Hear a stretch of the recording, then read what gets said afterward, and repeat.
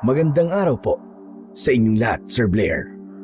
Lalong-lalo na po sa mga giliw ninyong tagapakinig at taga-suporta sa inyong mga YouTube channel.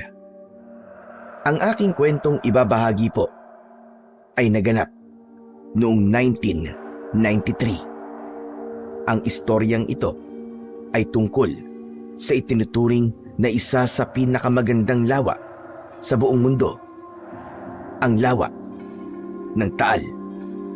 Pero sa kabila ng kagandahan ng lugar ay isang hindi magandang tanawin ang bumungad dito. Marami ang naapektuhan sa pagkamatay ng mga isdang nakatira sa lawa na siyang pangunahin naming hanap buhay noon. Marami rin ang taong nawala sa lugar na yon at nagkaroon ng salot na hindi maipaliwanag. Ngunit bago ko po simulan ang aking paglalahad, gusto ko pong malaman nyo na sadya ko pong binago ang pangalan at lugar sa aking kwento upang mapangalagaan ang mga taong nakatira doon. Kilalanin nyo na lamang po ako sa pangalang Tutoy. At ito ang aking kwento. Anak, bilisan mo! Alalayan mo nanay mo! Lilikas tayo!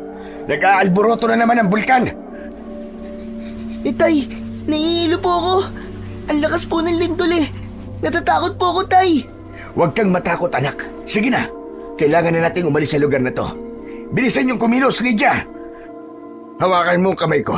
Kailangan natin makarating sa kabilang burol. Malakas ang pagyanig ng lupa ng mga oras na yon. Gabi na at halos hindi na namin makita ang daan. Marami ang sumisigaw. Natatakot din na katulad ko. Kanya-kanya kami ng takbo papalayo sa Bulkang Taal habang patuloy ang pagkalat ng abo sa paligid. Sinikap namin na makaalis sa lugar na yon. Maya-maya pa ay biglang tumigil ang pagyanig, kung saan ay nasa taas na kami ng burol papunta sa pasilidad na lilipatan namin pansamantala. Kagaya ng nangyari, wala na namang kaming nadalang gamit. Tanging ang mga suot lang namin na damit ang naisalba namin. Kahit pera ay wala rin kaming naipon.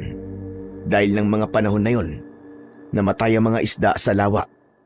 Umasa kami noon sa tulong ng mga taong nagbigay sa amin ng donasyon. Sa awa ng Diyos ay muli kaming nakaraos. Tay, bakit po tahimik kayo? Hindi po ba kayo masaya na uuwi na po tayo sa bahay? Hindi ko lang maiwasan ang hindi malungkot, anak. Hindi ko kasi alam kung paano ulit tayo magsisimula. Huwag na po kayo mag-alala, Tay. Alam ko po na pagsubok lamang po ito sa atin ng Panginoon. Pagkaraan ng 7 linggo naming pamamalagi sa evacuation center, pinayagan na rin kaming umuwi. Tulong-tulong kami sa paglilinis sa paligid. Sa paglipas ng 6 na buwan, muling bumalik ang sigla ng lawa. Isang umaga, habang sakay kami ng bangka ni tatay, nakatayo ako, hawak ang lambat na ihahagis ko sa tubig para manghuli ng isda. Kinausap ko ang aking ama na si Ferdy. Nasa 40 years old na noon ang tatay ko at ako naman ay 11 years old pa lang. Tay, bakit po kaya konti lang ang bumibili sa atin ng isdang tawilis? Bakit mo naman naitanong yan? Kasi po napapansin ko po parang umiiwas po ang mga tao kapag nalalaman po nila na nanggagaling po sa lawa ang mga tinitinda po natin na isda. Siguro hindi nila makalimutan ang mga nangyari noon, anak. Natatakot sila na baka may laso ng isda at ikamatay nila yon. Pero tay, matagal na pong lumipas, di ba? Buhat po na mangyari ang fish kill. Bakit po kaya hanggang ngayon natatakot pa rin po sila? Siyempre, nag-iingat lang sila, anak. Takot silang malason sa mga isdang mabibili sa atin. Pero napatunayan naman natin na ligtas ng kainin ng mga isda. Kaya wag mo nang alalahanin yun. Kung sa bagay po, wala naman po tayong nabalitaan na namatay sa pagkain po ng isda na binili po sa atin. Kaya nga hayaan mo na sila. Hindi naman natin sila mapipilit kung ayaw nila, di ba? Ang mahalaga anak, alam natin na wala ng laso ng mga isda. Yun nga lang, halos hindi po maubos yung isda nating tinda, Tay. Hindi naman masasayang ang huli natin, anak eh. Dahil tayo naman ang kumakain ng matitira, hindi ba? Ah, bakit ba pati yun eh? Pinoproblema mo, pambihira kang bata ka. Wala lang po. Nag-aalala lang po ako. Kasi Tay, bakit po kasi nangingisda pa rin tayo, Tay? Dahil may ilan pa naman na bumibili sa atin ng isda. Hindi nga lang katulad ng dati. Kung may iba lang talaga akong alam na hanap buhay eh, hindi ako magtsatsaga sa lawang to, anak. Siya nga po, Tay. Alam ko naman po ang hirap na dinadanas nyo sa tuwing magkakaroon po ng salot sa mga isda eh. Tapos, sumasabay pa po ang pag-aalboroto ng bulkang Taal. Huwag mo nang isipin yun, anak. Kaya sana, gawin mong inspirasyon ang hirap na dinadanas natin sa lugar na to para ikaw ay magsumikap sa buhay. Palagi ko naman pong tinatandaan yan, Tay eh. Para kapag malaki na po ako, matutulungan ko na po kayo ni Nanay. Sana nga, anak. Sana sa susunod na taon, makabalik ka na ulit sa pag-aaral para matupad mo rin ang mga pangarap mo. O hala, sige na. Tama na muna ang pagtatanong. Iagis mo na ang lambat sa tubig at nang makauwi na tayo. Sumunod ako sa utos ng tatay ko. Magkatulong kami sa paghagis ng lambat sa tubig. Bawat paghila namin sa lambat ay ilang piraso lamang ng isda ang nahuhuli namin. Tumigil lang kami nang mapuno namin ang maliit na timba. Habang nagtatanggal kami ng basura sa lambat, ay bigla kong naalala ang tungkol sa mga mangingisda na nawawala. Idagdag pa ang misteryosong pagkawala ni na Kapitan Alvaro at ng mga tanod nito. Kahit ang kanilang pamilya ay wala ring masabi tungkol dito. Bigla na lang silang naglaho na parang bula. Tay, ang tanong lang, may balita na po ba tungkol po kina Kapitan Alvaro? Wala pa nga eh. Nakapagtataka dahil ultimo ang kanyang asawa ay hindi rin alam kung anong totoong nangyari sa kanya. Hinala ng iba, baka raw sumama sa paghahanap sa mga nawawalang mangingisda. Tapos yun, hindi na sila nakabalik. Paano pong hindi na po sila nakabalik, Tay? Dahil pati ang kanilang bangka na sinasakyan ay nawala rin. Naglaho na parang bula. Kung sa bagay, matagal nang kumukuha ng buhay ang lawang ito, anak. Bata pa ako, ganito na to.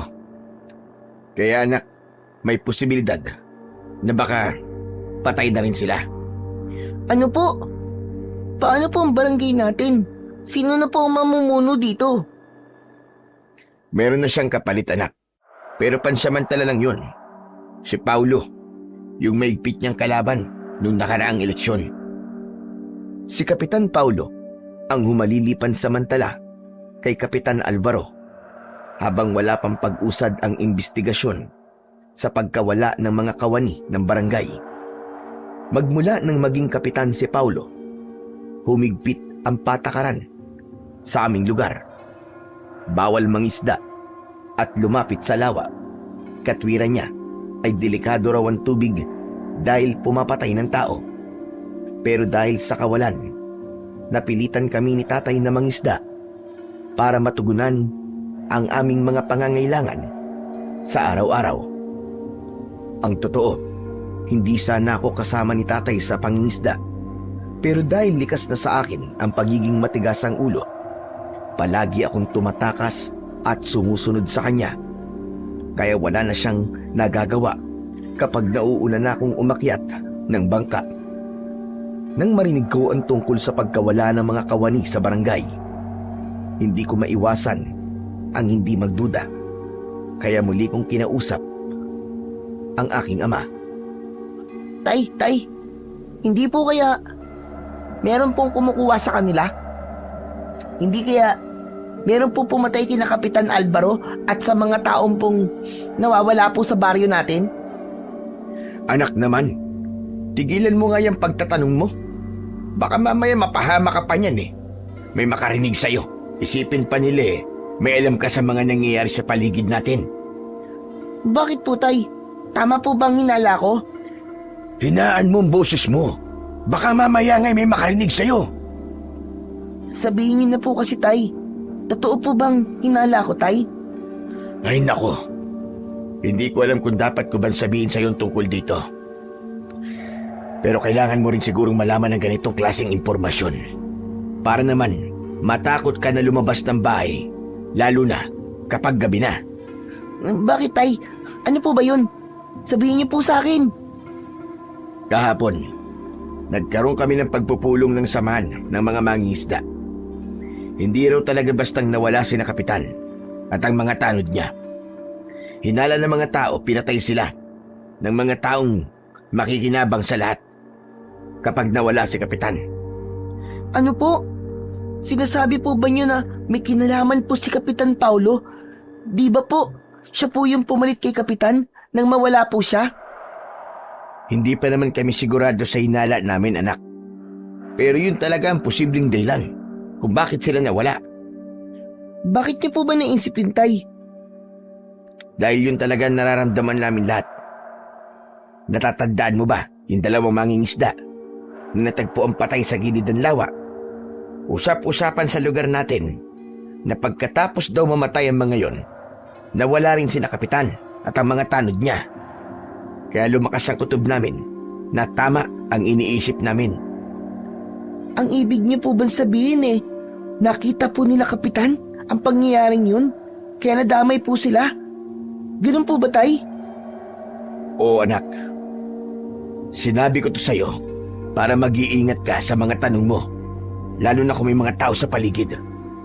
Tsaka kung pwede sana, anak, huwag mo na itong uulitin, ha? Huwag ka na ulit susunod sa akin. Kasi delikado itong ginagawa mo Opo, Tay. Pero gusto ko lang naman pong sumama sa inyo Nag-aalala po kasi ako kapag umaalis po kayo. Baka po mawala din po kayo kagaya ni na Kapitan Delikado po kasi ang ginagawa niyo, Tay. Paano po kung may mag-traidor po sa inyo? Anak, walang traidor sa amin. Lahat sila'y nag-iingat. Ginagawa namin to para sa kaligtasan nating lahat. Ano po ba talaga ang iniisip niyo ngayon? May balak po ba kayong sumama sa kanila? Hindi ko pa alam sa ngayon kung ano ang dapat namin gagawin. Anak, makinig ka. Iwasan mo munang magtanong-tanong sa akin ng tungkol sa kanila. Mahirap na. Baka mapahamak ka. Nagpalinga-linga si tatay sa paligid namin kahit wala naman makakarinig sa sinasabi niya. Para bang may kinakatakutan siya na hindi ko maintindihan. Napakarami ng tanong ko ng mga oras na yon. Ngunit mas pinili ko na lang na manahimik at ituloy ang paghila sa tali ng lambat para itabi yun. Maya-maya pa ay napansin ko na pinagmamasdan ni tatay ang mga nahuli naming isda. Sapat na siguro to, anak. Pwede na tayong umuwi. Pero, Tay, kukunti pa lang ito Konti lang muna ang huhulihin natin. Baka maulit na naman nung nakaraan na nasayang lang ang tinda natin at tayo lang din na nakaubos. Oo nga, Tay. Sige po. Ako na po magbabalik ng lambat sa sako. Nang ililigpit ko na sana ang lambat, ay biglang gumalaw ang tubig.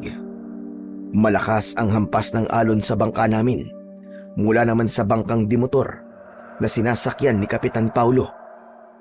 Nanlamig ang aking buong katawan nang makita siya kasama ang kanyang mga tanod. Nakatayo si Kapitan sa unahan ng kanilang bangka at seryosong nakatingin sa aking ama. Nag-aalala naman na napasulyap sa aking gawi si tatay. Saka muling tumingin sa mabilis na pagpapatakbo ng bangka nila na para bang kami talaga ang puntirya nilang banggain. Anak, bilisan mo! Sagwanan mo ang bangka! Babanggain nila tayo! Opo, Tay! Agad akong kumilos. Kinuha ko ang sagwan at kahit hirap ako, ay binilisan ko ang pagpapatakbo sa bangka, papunta sa pangpang ng lawa, Pagkalipas ng 20 minuto na pagsagwan, ay mabilis kaming bumaba ni tatay mula sa bangka. Ngunit kasunod namin si Kapitan Paulo. Malakas ang boses niya na tinatawag niya ang pangalan ng aking ama. Sa paglingon namin sa kanya, ay nakababa na rin siya sa kanyang bangka. Bakas sa mukha nito ang galit, sabay duro sa amin ng kanyang daliri. Hoy, hoy, hoy, hoy! Kayong magama! Lumapit nga kayo sa akin! Bakit, Kapitan? Nagtatanong ka pa, ha? Bakit ang tigas ang ulo nyo, ha? Lalong-lalo ka na, perde. Akala ko ba nagkakaintindihan na tayo? Ha? Bakit nang isda ka pa rin? Isang timba lang naman ng isda ang kinuha namin, Kapitan. Kahit na pa hindi pa rin ba malinaw sa inyo na hindi na kayo maaaring lumapit sa lawa kahit ang mangisda, ha? Ang kukulit ninyo! Malinaw naman sa aming mangingisda ang gusto mo mangyari, Kapitan. Pero isipin mo naman sana, wala akong ibang mapagkukunan ng pagkain para sa pamilya ko. Wala akong ibang alam na trabaho. Pwes problema mo na yon. Hindi ko na problema yon. Kayo lang ang iniisip ko dahil baka mapahamak kayo sa pangingisda. Tapos nagsama ka pa ng bata. Hindi ka ba nag-iisip? O sadyang nakikipagmatigasan ka lang, ha? Hindi naman yun ang ibig kong palabasin. Nag-aalala rin naman ako sa anak ko. O yun naman pala eh. Bakit ka pa rin nangingisda? Kahit ngayon lang sana, Kapitan. Pagbigyan mo ako mangisda. Kahit pangkain lang namin. Hindi pwede. Responsibilidad ko ang mga buhay nyo. Sa oras na mapahamak kayo sa lawang yan.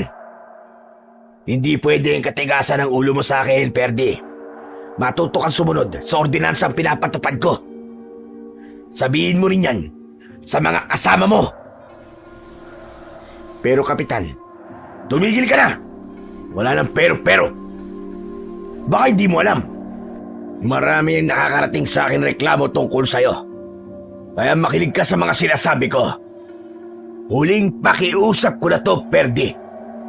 Kapag nakipagmatigasan ka pa rin, pasensyaan tayo. Hindi na ako magtitimpi sa'yo. Habang nakikinig ako sa pinag-uusapan nila, para bang naramdaman ko ang isang nakakatakot na banta sa sinabing yon ni Kapitan Paulo. Nakita ko ang tinitimping galit ni tatay sa pagkuyom niya ng kamao habang hindi tumitingin sa muka ni Kapitan. Iginala ko ang aking paningin at kitang-kita ko ang mga tanod niya na nakangisi pa habang nakatitig sa aking ama. Tay, ano pong nangyayari? Huwag ka na muna sumali sa usapan namin, anak. Sige na. Mauna ka na sa bahay. Dalhin mo mga isda.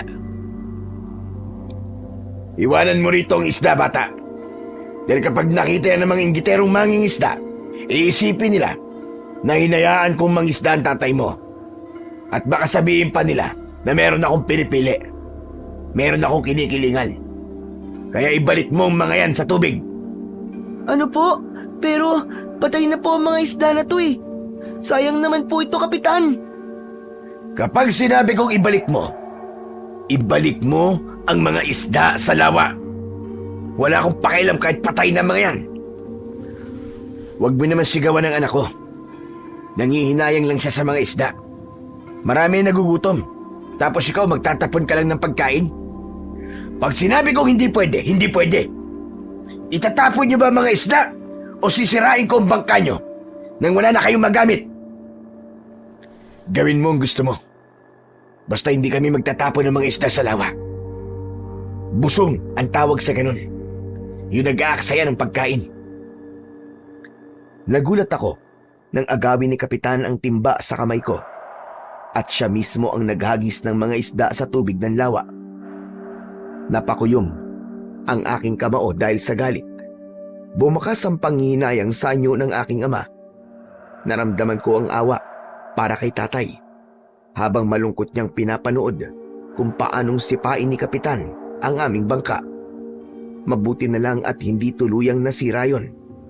Kaya lang, inihagis din niya ang sagwan at lambat sa tubig. Matagal yon na pinag-ipunan ng aking mga magulang bago nabili. Pagkatapos ng paninira na yon ni Kapitan sa mga gamit namin, lumapit siya kay tatay. Ito ang tatandaan nyo. Babala ko ito para sa inyo, ha? Para sa lahat ng mga kagaya mo na matitigas ang ulo.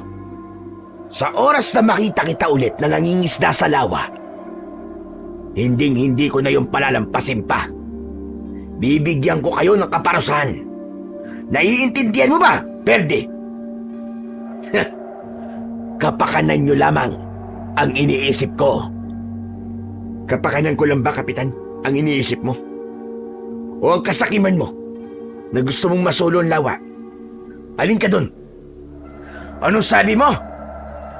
Ang pagsira at pagtapon mo sa mga gamit ko, makatanungan ba yun? Tama bang pag-uugali ng isang kawani ng barangay na nagpapatupad ng batas sa baryong ito? Kailan ka lang naman lumitaw, nang namatay si Kapitan Alvaro, di ba? Kahit kailan, hindi niya kami pinagbawalan sa pangingisda sa lawa. Teka, parang may ibig sabihin yata mga sinasabi mo, Baka gusto mong masaktan. Sapat na ang ginawa mong pagsira sa mga gamit ko, Kapitan. Para saktan mo ang damdaming namin naghihirap. Pero sa susunod, hindi ko na ito palalampasin. May araw ka rin. Ano ka mo? Pinagbabantaan mo ba ako, ha, Perdi? Hindi kita pinagbabantaan, Kapitan. Gusto ko lang malaman mo na hindi ako natatakot sa'yo. Dahil sa sinabing yun ng aking ama, nagsilapit ang mga tanod ni Kapitan kay tatay. Bumundol ang kaba sa aking dibdib. Mabilis akong pumagitna at pinigilan sila. Tay, tama na po. Tama na. Umuwi na lang po tayo. Kapitan, hindi po lalaban sa inyo si tatay. Pasensya na po. Anak, umalis ka dyan, huwag kang humarang. Hindi po ako alis dito, tay. Uuwi na po tayo. Magkasama po tayong uuwi. Para niyo na pong awa. Mabuti pa ang anak mo Marunong makaintindi. Tagalog na Tagalog ang sinabi niya. Umuwi ka na raw. May araw ka rin sa akin. Tatandaan ko ang araw na sinabi mo. Magkikita pa tayo. Hindi sumagot ang aking ama. Nakatitig siya sa daliring nakaturo sa kanya. Hindi hinintay ni Kapitan Paulo na sumagot si tatay. Umalis siya kasama ang kanyang mga tanod. Maya-maya pa, lumapit sa amin ang ilang mga lalaki na nakakita sa mga pangyayari. Sinabi nila na masyado raw maigpit si Kapitan Paulo dahil pati sila ay pinagbabawalan din na lumapit sa lawa. At sobra daw ang ginawa ng mga tanod sa aming bangka. Kaya ang tinitimping galit sa dibdib ng aking ama ay mas lalong nagliyab habang nakikipag-usap sa kanyang mga kasamang mangingisda. Nagtimpi lang ako kanina, mga kasama. Dahil kasama ko ang aking anak. Bakit tayong kailangan magdusa? Mga kasama, kailangan may gawin na tayo. Nagsalita si Mang Imong. Sinabi niyang pangunahan daw ni tatay ang pagtutol sa patakarang pinapatupad ni Kapitan Paulo. Kaya nalaman ko na si tatay pala ang pinuno ng samahan ng mga mangingisda. Kaya hindi ko na napigilan ang aking sarili na hindi sumali sa kanilang usapan. Mawalang galang na po sa inyong lahat. Pero, paano po kung ang iniisip po ni Kapitan Paulo ay para lang din po sa kaligtasan natin lahat? Baka nagkakamali lang po kayo sa mga iniisip nyo. Anak, usapang pangmatanda ito. Kaya huwag kang sasabat sa pag-uusap namin. Pasensya na po kayo, tay. Nag-aalala lang naman po ako dahil baka nagkakamali lang po kayo sa mga iniisip nyo. Hindi kami nagkakamali, anak. Kaya sige na, lumayo ka na muna rito. Hindi ka dapat nakikinig sa mga pinag-uusapan ng matatanda. Dahil sa mga sinabi ko, ay nagsalita si Mang Imong. Sinang-ayunan niya ang mga sinabi ko. Kinausap niya si tatay. Baka daw tama ako sa aking mga sinabi. Mayroon pa rin daw na posibilidad na kaya naghihigpit sa amin si Kapitan ay dahil sa pinangangalagaan lang niya ang kaligtasan naming lahat. Pero nanindigan si tatay sa kanyang paniniwala dahil may sapat daw siyang batayan kaya't ipinagpatuloy nila ang kanilang pag-uusap. Kung iniisip niya lang talaga ang kaligtasan natin lahat, hindi ba't dapat lang na makipag-usap siya sa atin na maayos? Hindi niya kailangan manira ng mga gamit natin. Unang-una, dugo at pawis ko ang ipinuhunan ko para lamang mabili ang aking mga gamit sa pangingisda. Pagkatapos ay isisirain lamang niya. Pati ba naman yung konting huli namin kanina ng anak ko, itinapon pa niya na para bang ipinagkakait niya sa amin ang lawa. Matagal na nag-usap ang mga mangingisda kasama si tatay. Kaya nang mainip ako sa paghihintay sa kanya, ay nauna na akong umuwi sa bahay. Pagdating ko, ay nakita kong naghihintay sa akin si nanay. Malungkot ang kanyang muka dahil wala na raw kaming isasaing na bigas para mamaya. Hindi ko naman masabi sa kanya ang nangyari sa amin ni tatay dahil ayaw ko nang mag-alala ang aking ina. Nay, may konti ba naman po akong naiipon sa alkansya ko? Gamitin niyo po muna yon. Wala po kasi kaming nahuli ni tatay kanina eh. Nang sinabi ko yun sa aking ina, nagpasalamat siya sa akin. Kaya kinuha ko ang aking alkansya at iniabot ko yun sa kanya. Pagkalipas ng ilang minuto, ay dumating na rin si tatay. Nagpalit siya ng damit. Wala siyang imik at hindi nakikipag-usap sa aking ina. Kutob ko, nag-away na naman sila. Madalas nilang pinagtatalunan ang tungkol sa pagpapaampon ni nanay sa aking bunsong kapatid na si Chichi. Sakitin si Chichi at hindi siya kayang tustusan ng aking mga magulang sa pagpapagamot. Nang mapansin ko ang pagbakas ng lungkot sa muka ng aking ina, ay kinausap ko siya.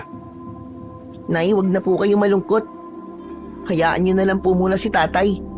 Hindi naman po magtatagal at makakalimutan niya rin ang ginawa niyong pagpapaampon sa kapatid ko. Naiintindihan ko po ang ginawa niyo, Nay. Nakita ko na pumatak ang luha ng aking ina. Ngunit mabilis niya yung pinunasan para hindi ko yun makita. Ibinaling niya ang kanyang paningin sa aking ama na tahimik na nag-aayos ng kasuotan sa harap ng salamin. Nung una ay hindi ko rin matanggap, pero nang maisip ko na mas mapapabuti ang aking kapatid sa kamay ng umampon sa kanya, ay unti-unti ko rin natanggap ang pasya na yon ng aking ina. Simula noon ay naging malamig na ang pagsasama ng aking mga magulang. Alam ko na masigit na masakit sa isang ina ang ipaampon ng kanyang anak. Imbis na galit ang maramdaman ko, ay naawa pa ako sa aking ina dahil madalas ko siyang nakikitang umiiyak gabi-gabi habang yakap niya ang lampi ni Chichi. Kung hindi lang nagkaroon ng problema ang lawa, hindi sana kami maghihirap ng ganun. Buo sana ang pamilya.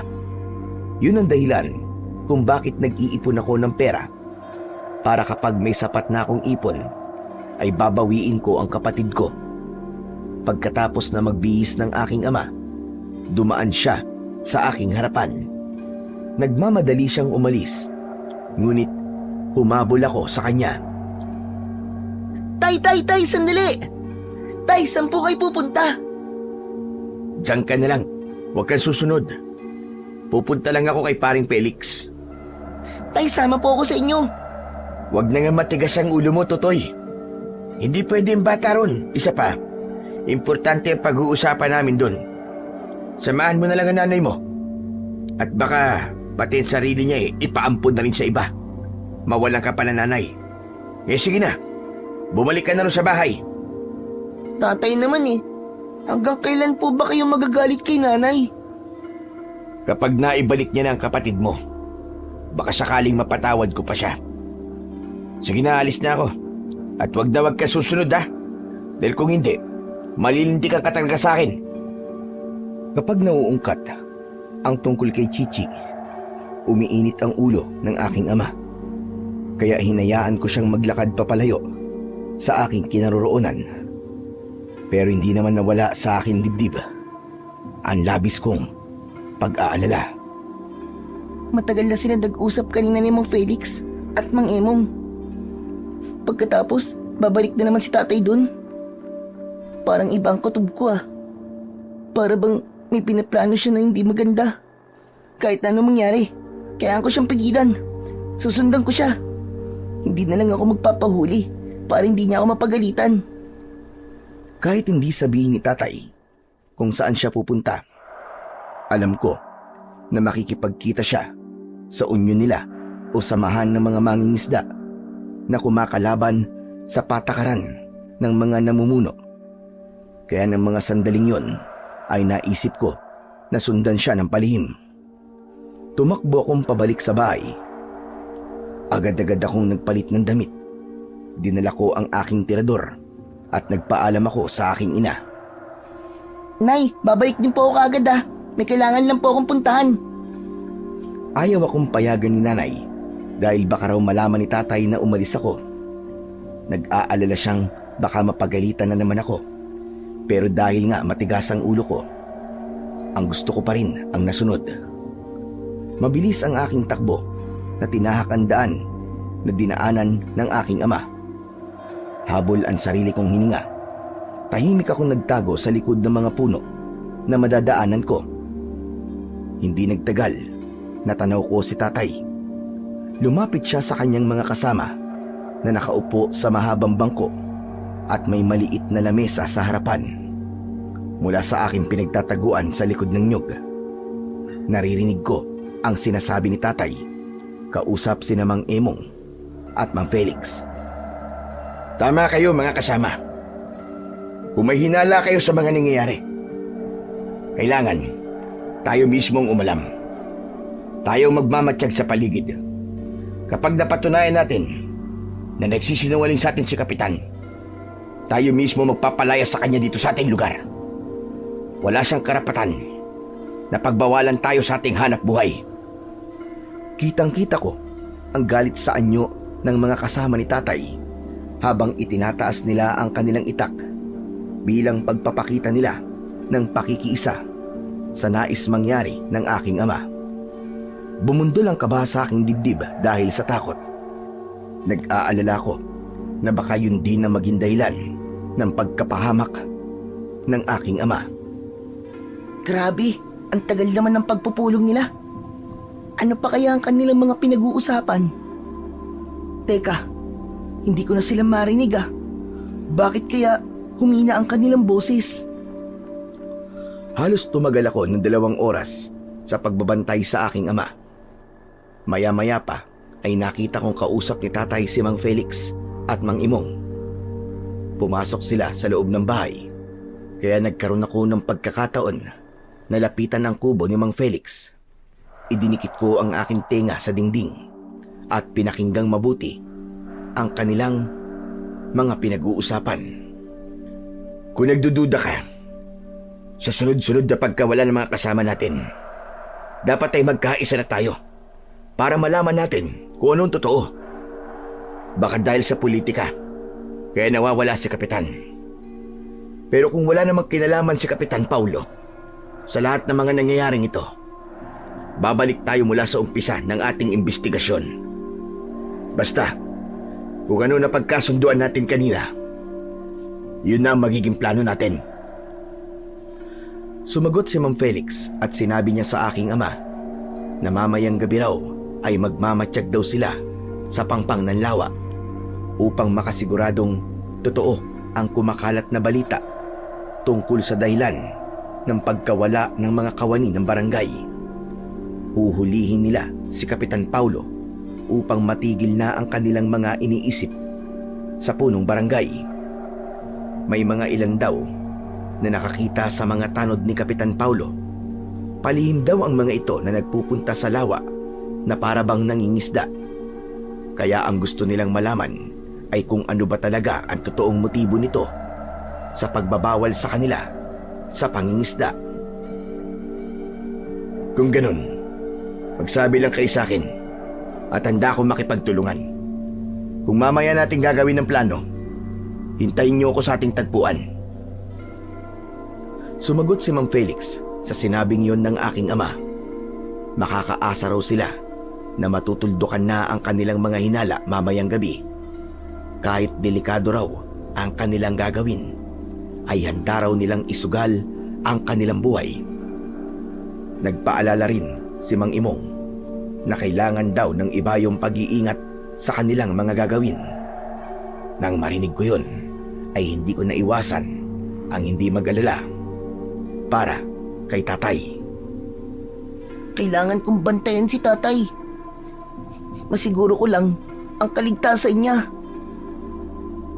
Yumuko ako at tumingin sa aking tirador na nakasabit sa aking leeg. Hinawakan ko yun ng maigpit, saka kinausap. Terador, mukhang mapapalaban ka mamayang gabi. Ililigtas natin si tatay. Babantayan natin siya. Hindi alam ng aking ama na palihim akong nagsanay sa paggamit ng terador. Natutunan ko yon nung 5 taong gulang pa lamang ako. Hindi rin alam ni tatay na sa tuwing napapaaway siya nun, lihim ko siyang inililigtas at tinutulungan. Kapag naaalala ko ang bagay na yon, hindi ko nga maiwasan ang hindi matawa. Natatandaan ko ang mga reaksyon nila kapag tinatamaan ko sila ng bala ng aking tirador sa maselang bahagi ng kanilang katawan. Maya-maya pa ay narinig ko ang pagbukas ng pintuan at lumabas si tatay. Mabilis akong nagtago sa likod ng bahay.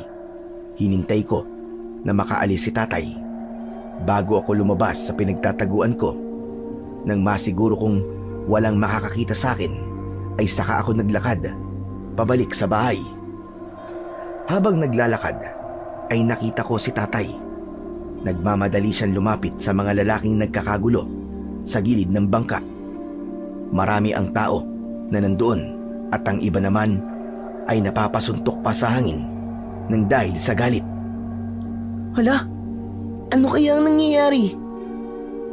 Dahil sa kuryosidad, mabilis akong tumakbo papalapit sa kanilang kinaroroonan.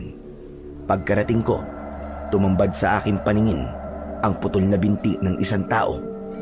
Nilalangaw yun na parabang nilapa ng isang mabangis na hayop. Anong oras nyo nakita ang binti na to? Sumagot ang lalaking tinanong ng aking ama.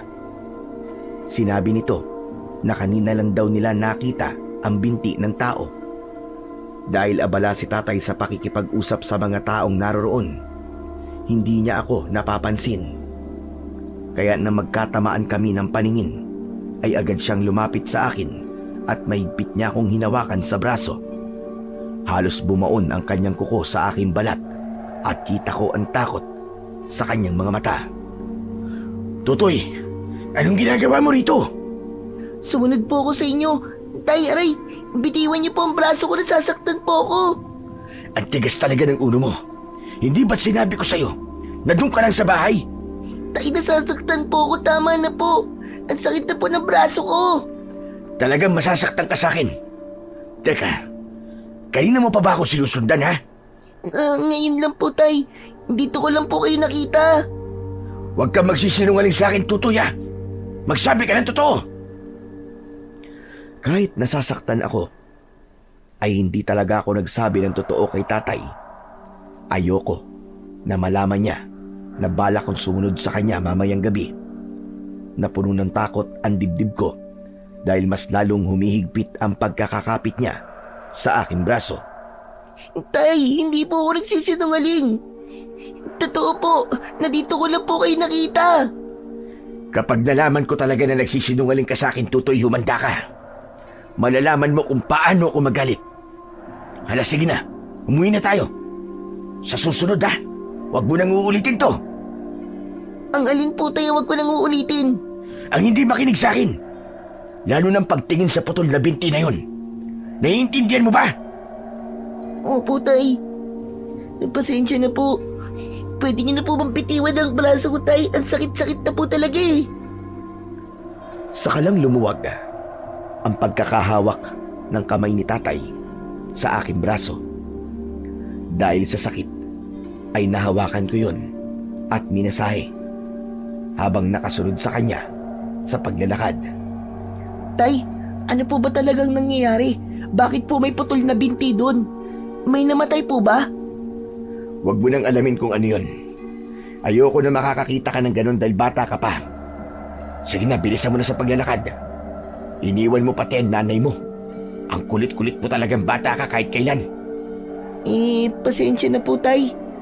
Akala ko po kasi kung saan po kayo pupunta eh. Wala na akong nagawa kundi ang sumunod kay tatay pabalik sa bahay.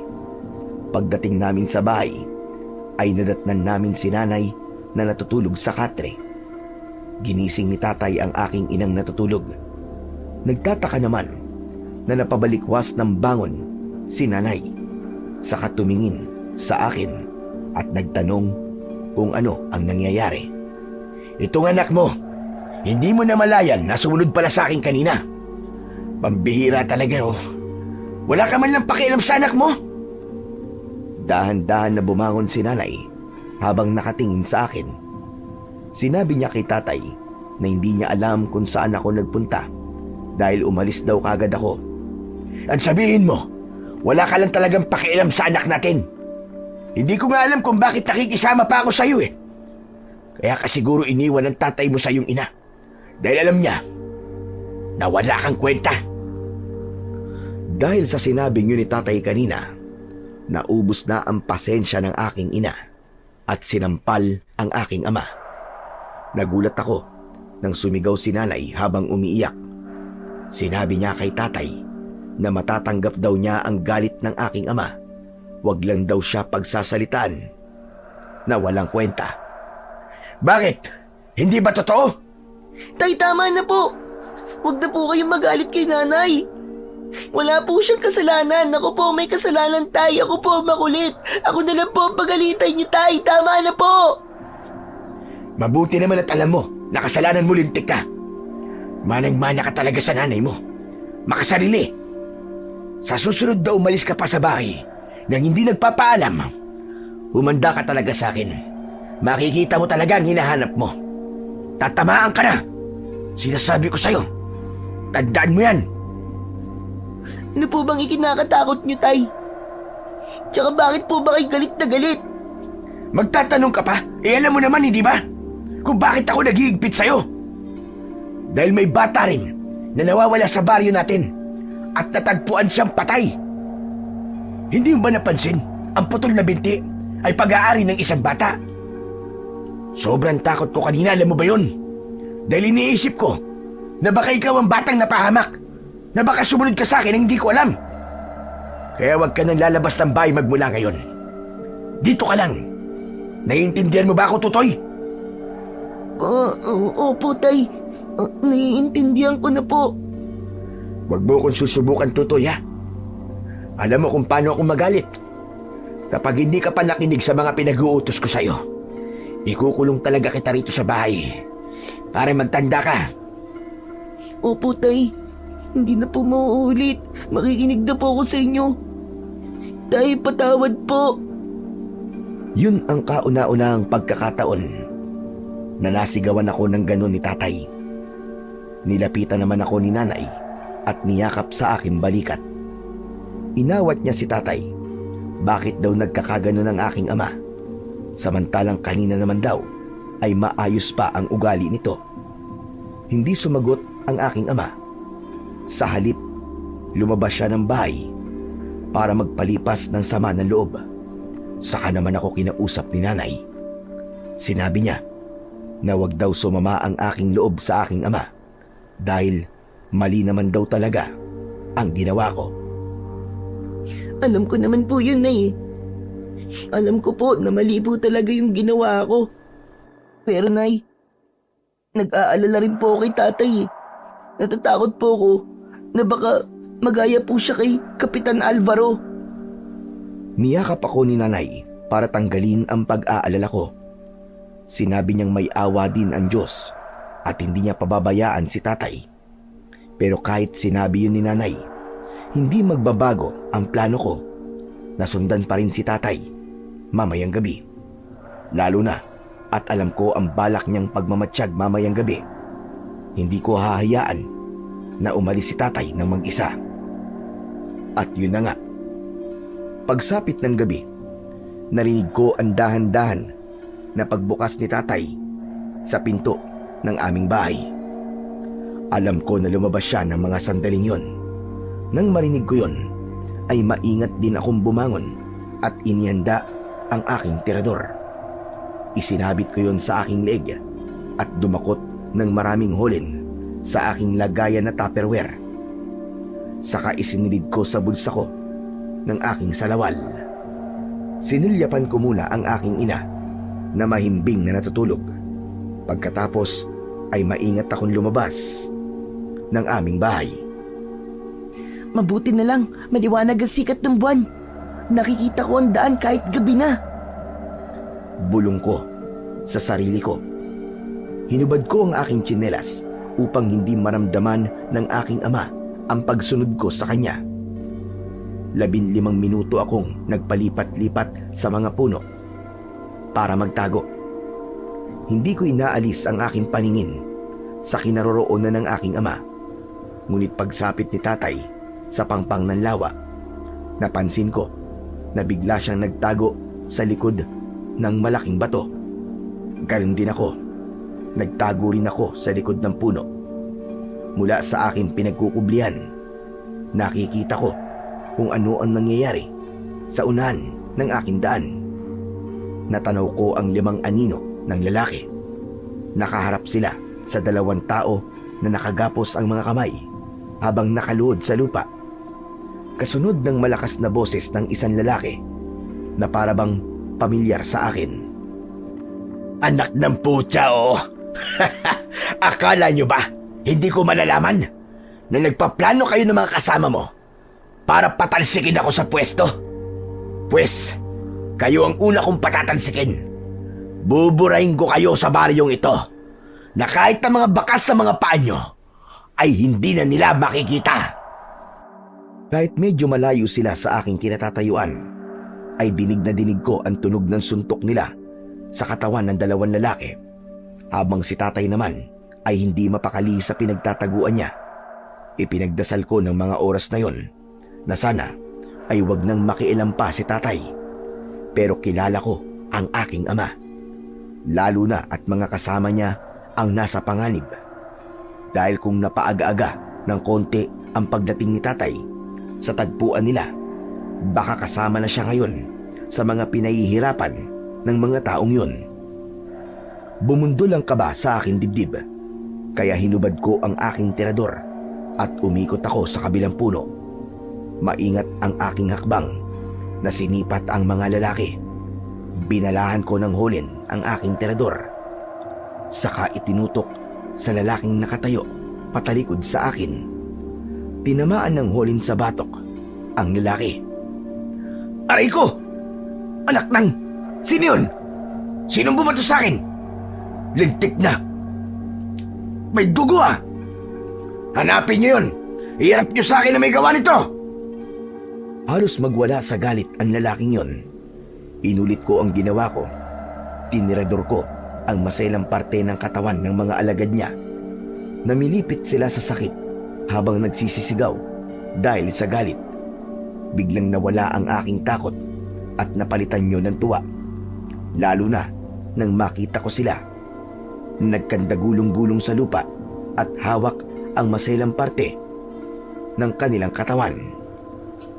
Kala nyo namnamin nyo ngayon sarap ng hulin ko. Mga kupal kayo. Hindi lang yan ang nararapat sa inyo. Nagkamali kayo ng sinaktan. 5 hulin ang pinakawalan ko sa ere. Lahat ng mga yon ay tumama sa katawan nila. May hawak silang mga baril. Itinutok nila yon sa iba't ibang direksyon habang hinahanap nila kung saan nanggagaling ang hulin na tumatama sa kanilang katawan.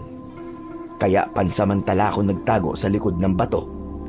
Nagsimula na silang magkagulo habang nagmumura. Dahil sa kaguluhang ginawa ko, nag-alala ko sa kaligtasan ng aking ama Gusto ko siyang lapitan, ngunit natatakot ako na baka mahalata ng mga kalaban ang presensya namin. Maya-maya pa, muling umalingaw-ngaw ang malakas na sigaw ng lalaki. Kaya naman, sumilip ako sa gilid ng bato. Kitang-kita ko kung paano niya sinuntok ang dalawang lalaking nakaluhod. Nang bumagsak ang mga ito sa lupa, ay nakilala ko ang dalawang yon. Sina Mang Felix at Mang Imong ang sinasaktan nila. Nasaan ang mga kasama mo? Magsabi ka ng totoo. Ibigay mo sa akin ang mga pangalan nila para malaman ko kung sino-sino ang may gawa nito sa amin. Magsalita ka! Imbis na sumagot si Mang Felix, tumawa siya ng malakas na lalong nagpagalit sa lalaki. Doon ko nakita ang kanyang muka. Napataklob ako ng kamay sa aking bibig. Diyos ko! Tama ngang hinala ni tatay. Si Kapitan Paulo ang dahilan sa pagkawala ng mga mangingisda sa aming lugar.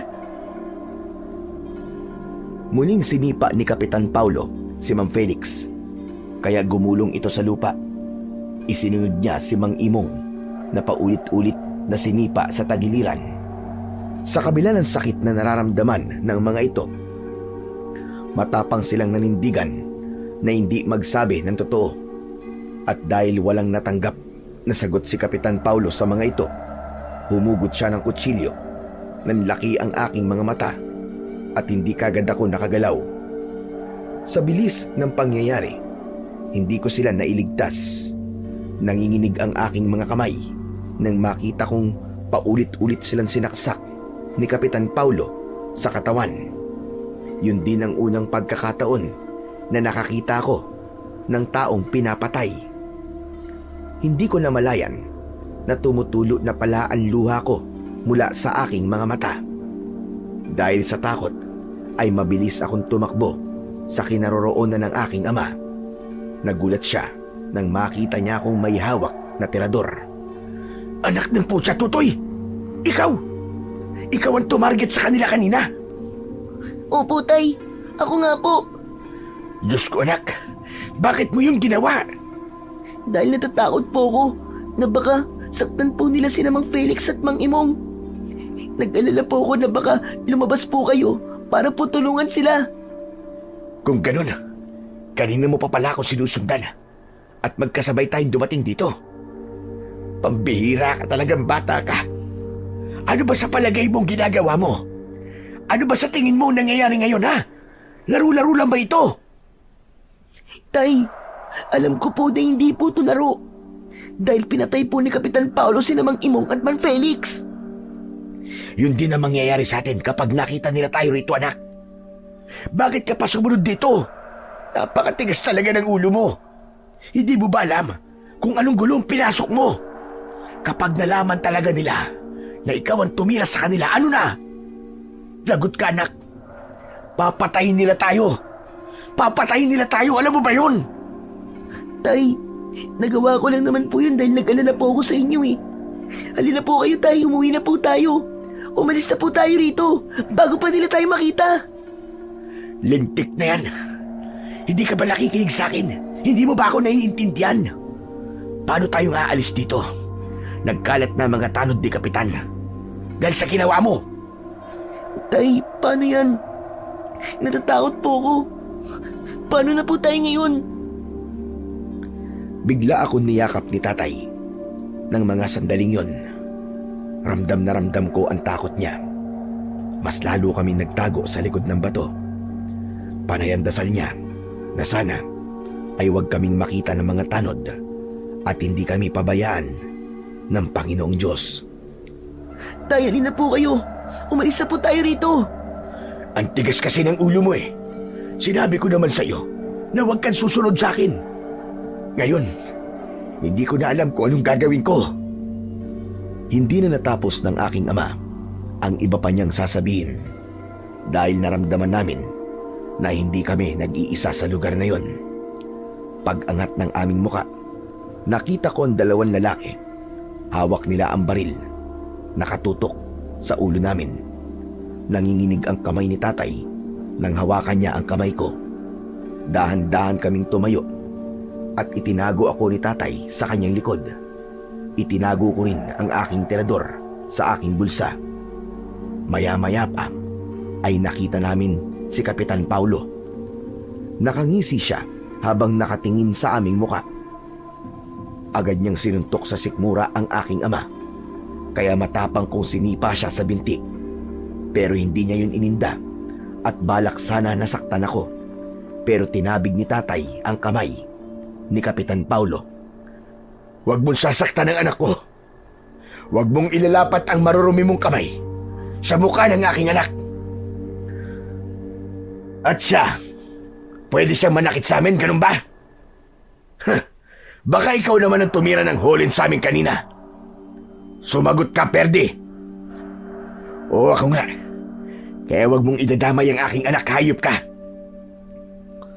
Nagulat ako sa pag-ako ni tatay sa kasalanan ko. Magsasalita pa sana ako, pero pinisil ni tatay ang aking kamay para ako ay pigilan. Damay na rin dito ang anak mo. Alam ko naman na pinagtatakpan mo lang ang anak mo eh. Hindi naman kasi ako naniniwalang magagawa mo sa amin ang bagay na yon. Hala, sige na, lakad! Bilisan nyo! Saan mo kami dadalhin? Saan mo kami dadalhin?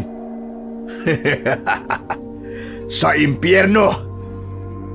Pumundak nila ang aming likod papunta sa pangpang ng lawa, kung saan ay naghihintay ang kanyang mga tanod. Sa lakas ng pagkakatulak ni Kapitan Paulo sa likod ko, napasubsob pa ako sa lupa. Bumagsak ako sa tabi ni Mang Imong at Mang Felix. Nakita ko sila na duguan ang kanilang katawan. Nakadilat ang kanilang mga mata at wala ng buhay. Takot na takot ako ng mga sandaling yon, lalo na nang maamoy ko ang kanilang dugo na dumikit sa aking palad. Tay, wala na po si Mang Felix at Mang Imong. Pinatay po nila Kapitan Paulo. Ang sama nyo!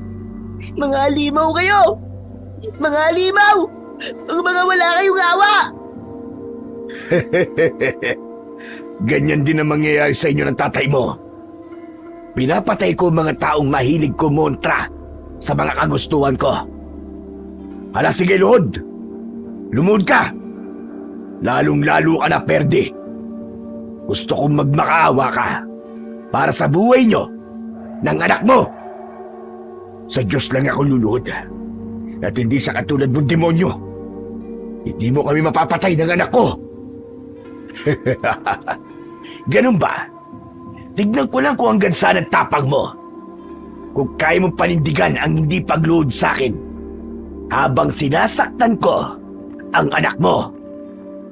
Teka, anong gagawin mo sa kanya? Pakawalan niyo ang anak ko! Ako na lang ang saktan niyo! Huwag ang anak ko! Ako ang magpapasya sa gagawin ko sa anak mo. Hindi ba't matapang ka? Bakit ngayon? Para yatang naduduwag ka na. Huwag niyong idamay ang anak ko. Wala siyang kinalaman dito. Nagkakamali ka. Damay siya rito. Nakita niya ang ginawa namin sa dalawang ito eh. Kaya, hindi ko siya pwedeng pakawalan. Kasama mo siyang mamamatay.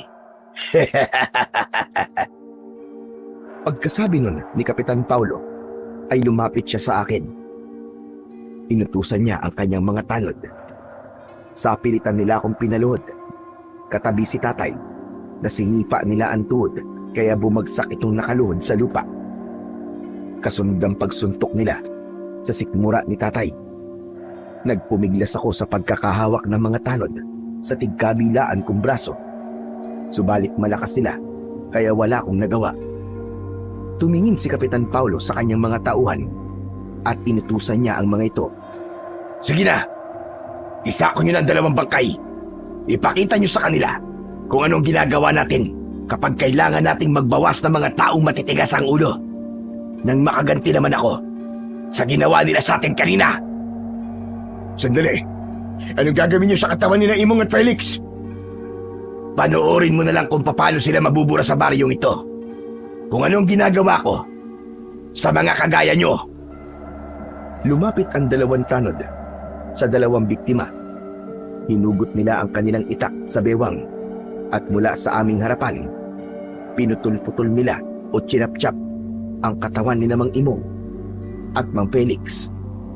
Anak, pumikit ka. Huwag mo silang tignan. Subukan mo lang na pumikit. At sisiguraduhin ko na sa pagmulat mo, bangkay na ang tatay mo. Sige na, anak. Huwag kang makikinig sa kanya. Huwag mong tignan ang kanilang ginagawa. Ako ang pakinggan mo, bata. Pagmasdan mo kung paano nila pinuputo ng katawan ng mga kasama nyo. Lintik ka.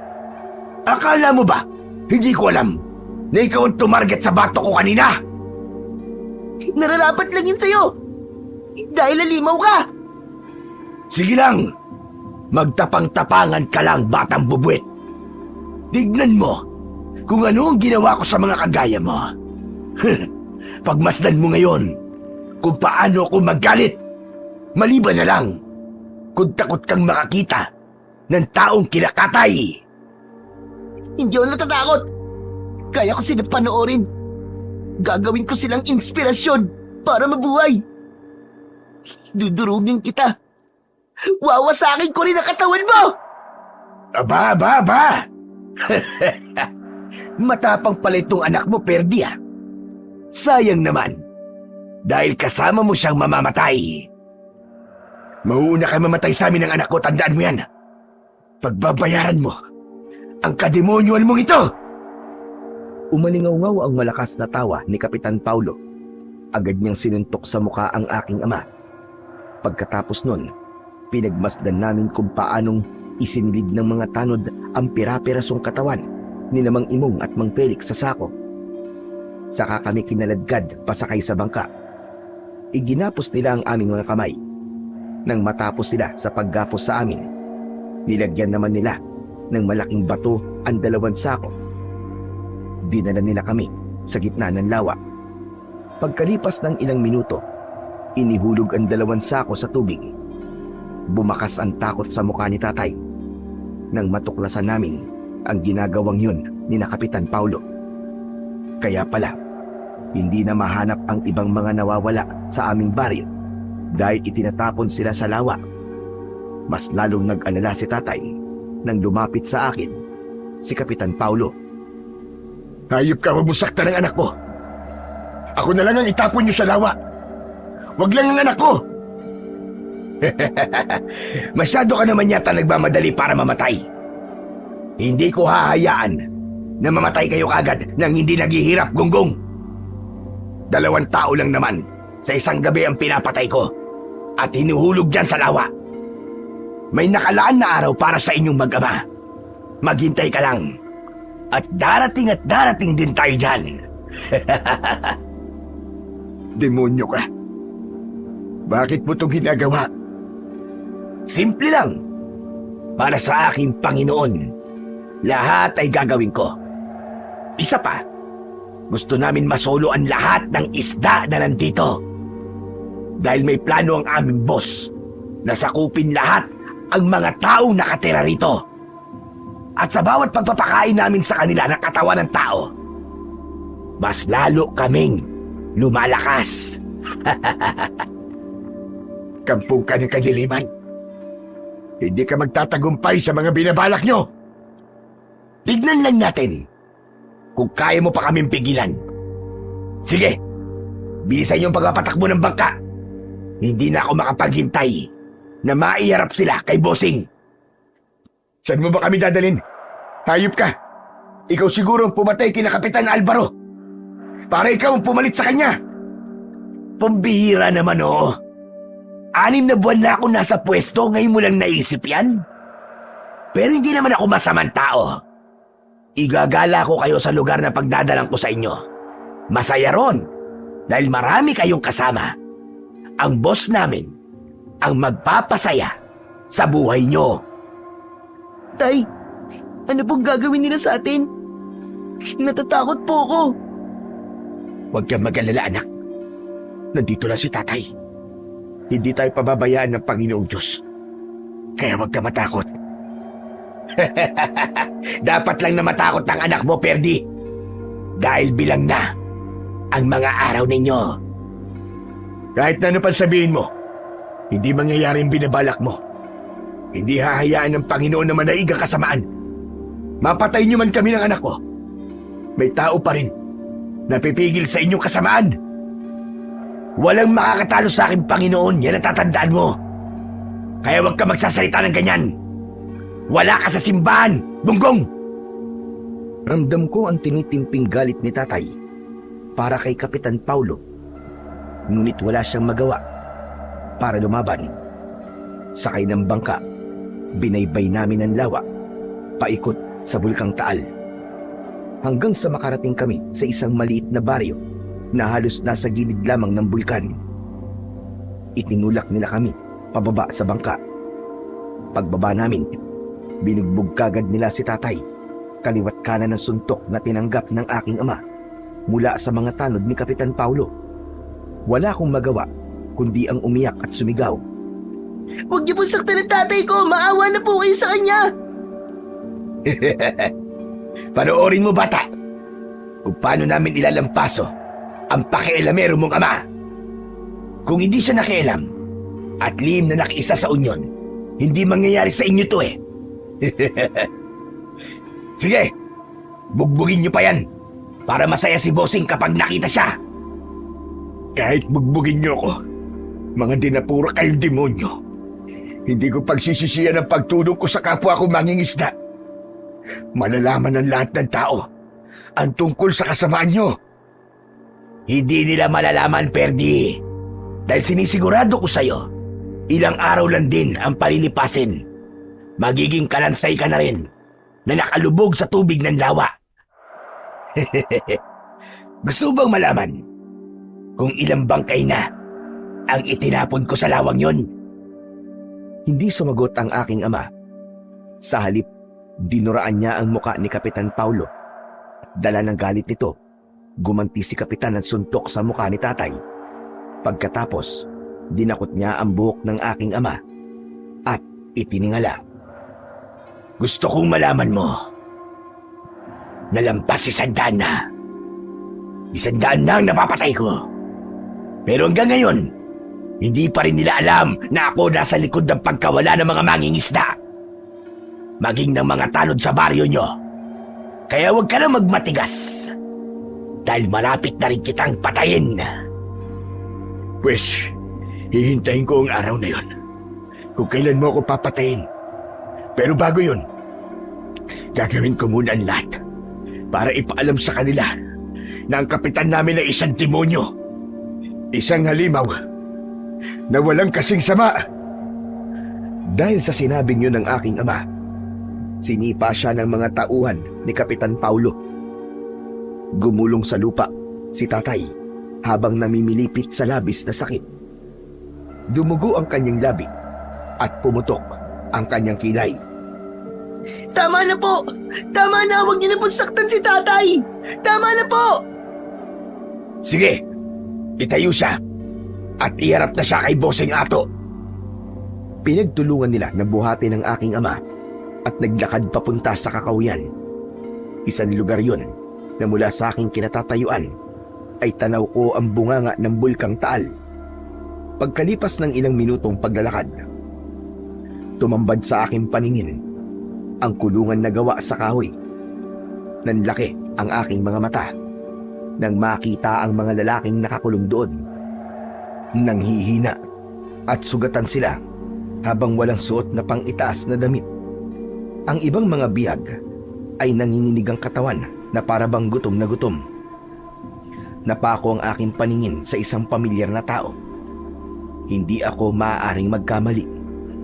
Si Kapitan Alvaro ang nakikita ko kasama ang kanyang mga tanod. Tay, nandito po si Kapitan Alvaro at buhay pa po sila. Hindi sumagot sa akin si tatay dahil sa labis niyang panghihina. Ngunit sina Kapitan Alvaro at ang mga tanod niya lumapit at humawak sa rehas ng kulungan nila. Nakikiusap na huwag kaming sasaktan.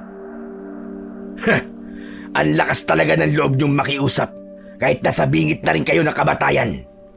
Mga walang kuwenta! Ano na naman ba itong kaguluhan na to, Paulo?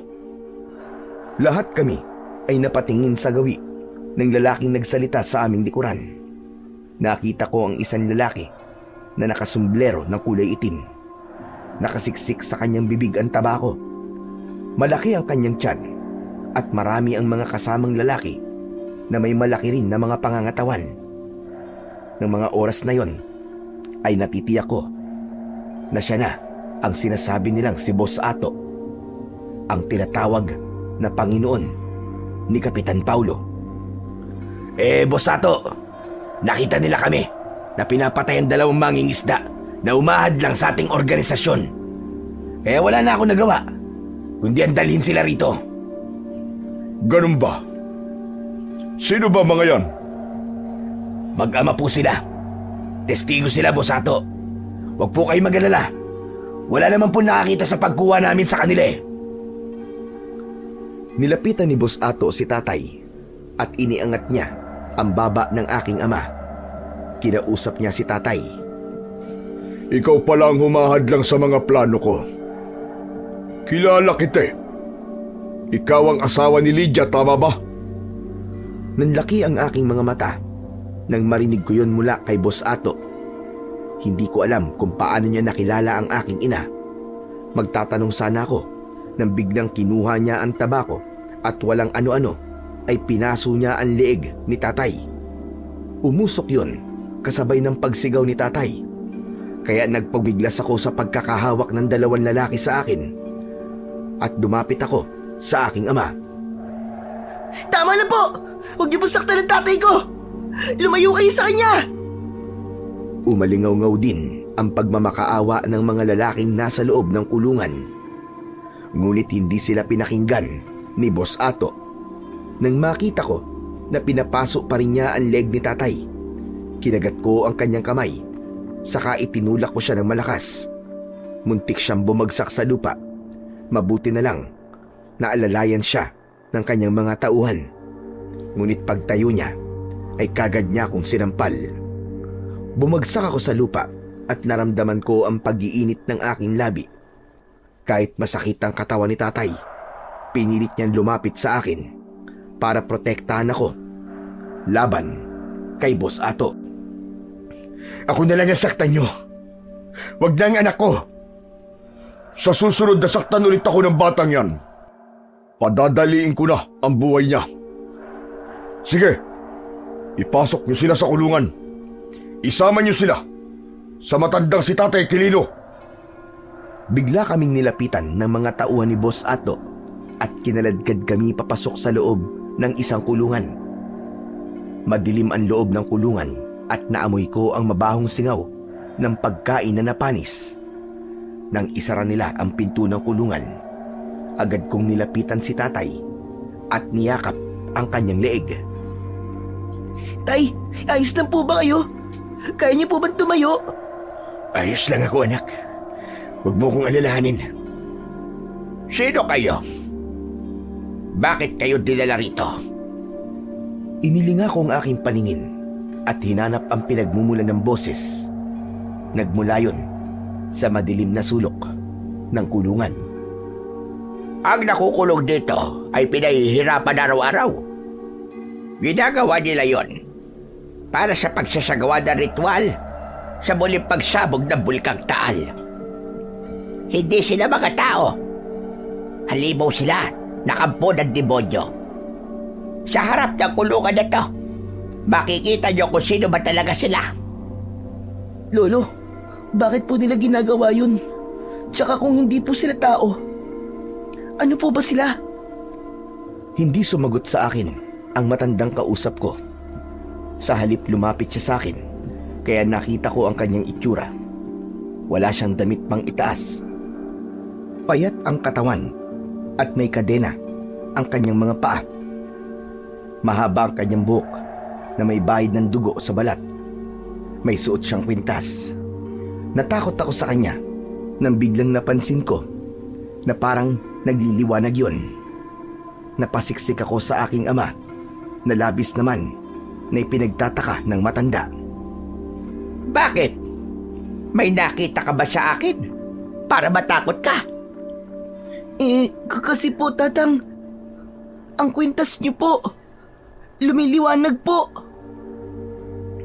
Napayuko ang matanda at tinignan ng palawit ng kanyang kwintas. Saka tumingin sa mukha ko. Bumakas ang pagtataka sa kanyang mga mata. Napaatras ako, pero lumapit siya sa akin at hinaplos niya ang aking pisngi. Huwag ka matakot sa akin, bata. Hindi ako masamang tao. Kung nakikita mo ang liwanag sa kwintas ko, marahil kakaiba ka sa lahat. Layuan mo ang anak ko. Huwag mo siyang hahawakan. Huwag kang mag-alala, Amang. Wala akong gagawing masama sa anak mo. Tatang, bakit po nila kayo kinulong dito? Dahil kagaya nyo, natuklasan ko kanilang pagkatao.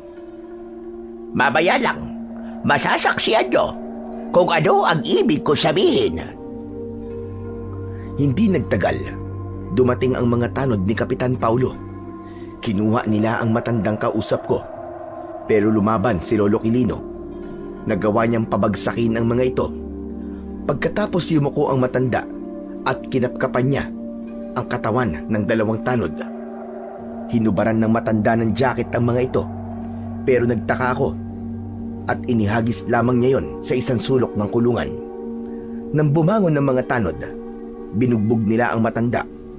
Napansin ko na hindi na lumaban pa si Lolo Quilino. Wag! Huwag niyo po saktan yung matanda! Wala kayong awa! Kahit matanda na, sinasaktan niyo pa rin!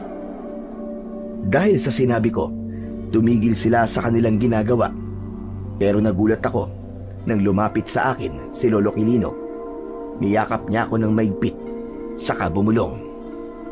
Kailangan mo magpakatatag. Maging matapang ka para mabuhay kayong mag-ama. Saan po nila kayo dadalhin, Lolo Quilino?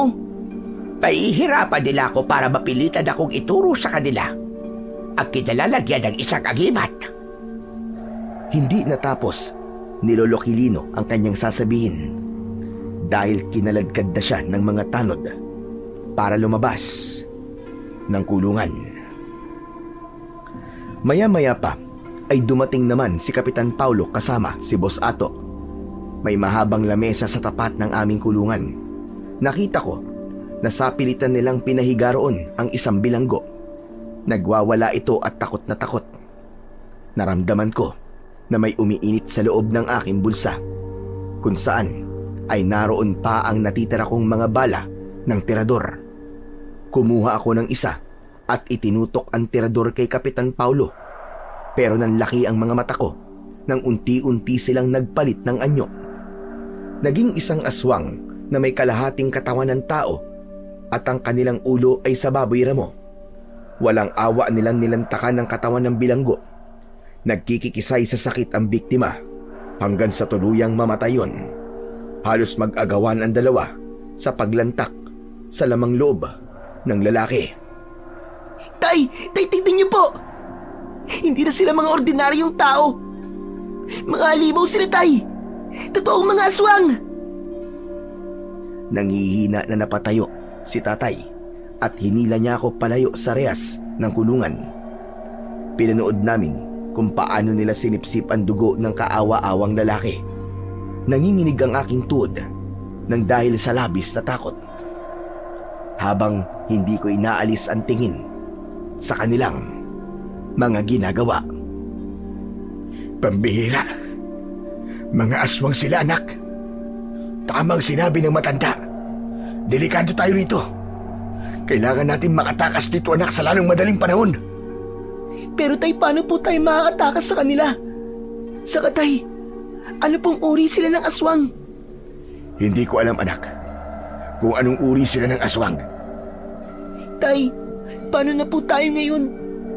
Baka kainin po nila tayo.